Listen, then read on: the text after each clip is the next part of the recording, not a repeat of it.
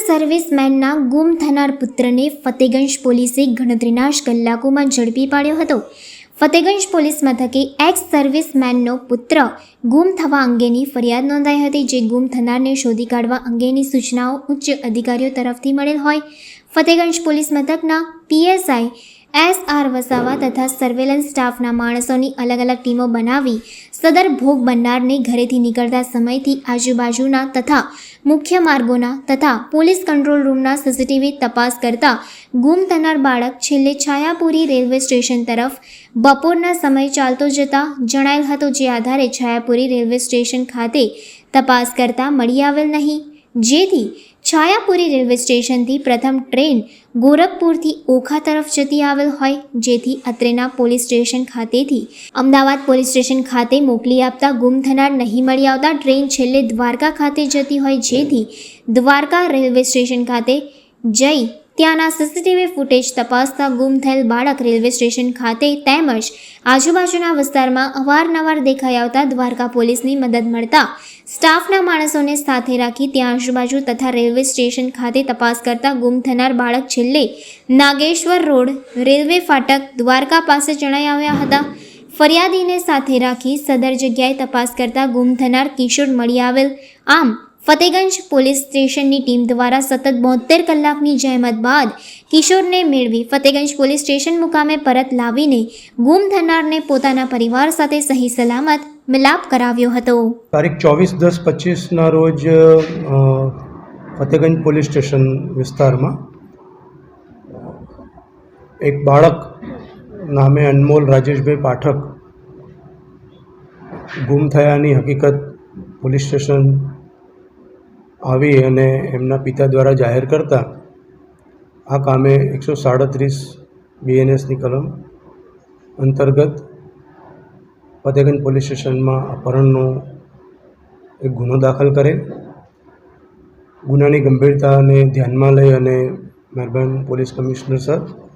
Additional CP Bina Patil મેડમના માર્ગદર્શન અને સૂચના મુજબ મારી ટીમ, જેમાં ફતેગંજના ઇન્ચાર્જ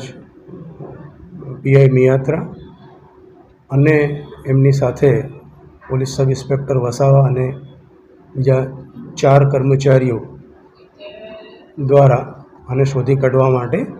પ્રયત્ન શરૂ કરવામાં આવેલા. જેવી જાહેરાત થઈ છે એની સાથે જ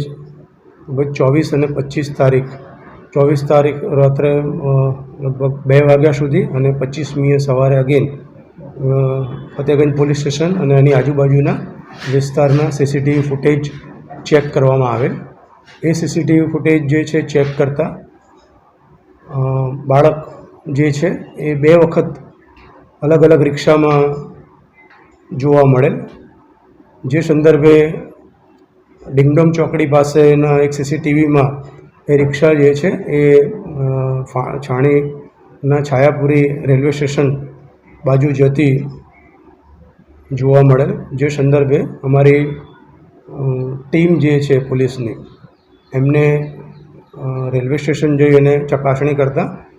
એ સમયે કઈ ટ્રેન ત્યાંથી પસાર થાય છે, તો ગોરખપુર ઓખા ટ્રેન કે જે છાયાપુરી રેલવે સ્ટેશન પણ ઊભી રહે છે, તો એ સંદર્ભે આગળ ચેક કરતાં અમદાવાદ RPFનો સંપર્ક કરેલ. અમદાવાદ ટીમ ગયા પછી RPF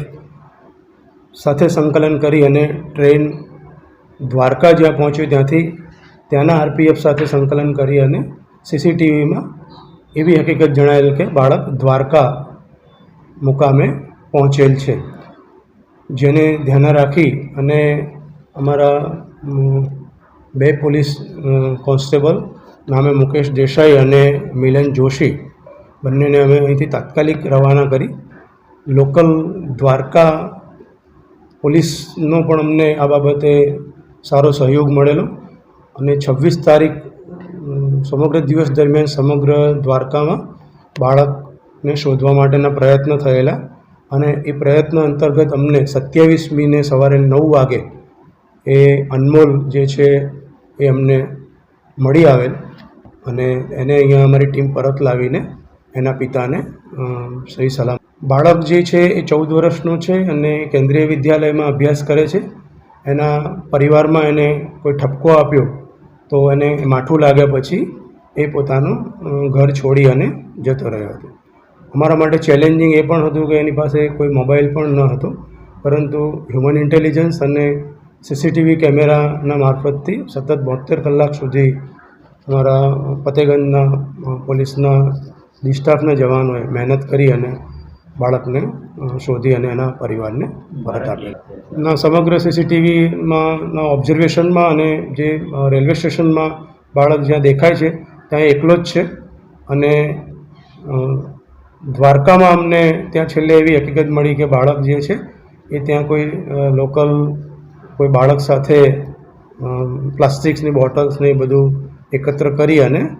એક દિવસ સુધી એનું પોતાનું ત્યાં મેનેજ કરેલ અને ત્યારબાદ અમારી ટીમે 27 તારીખ અને 9 વાગે એને શોધી કાઢ્યો.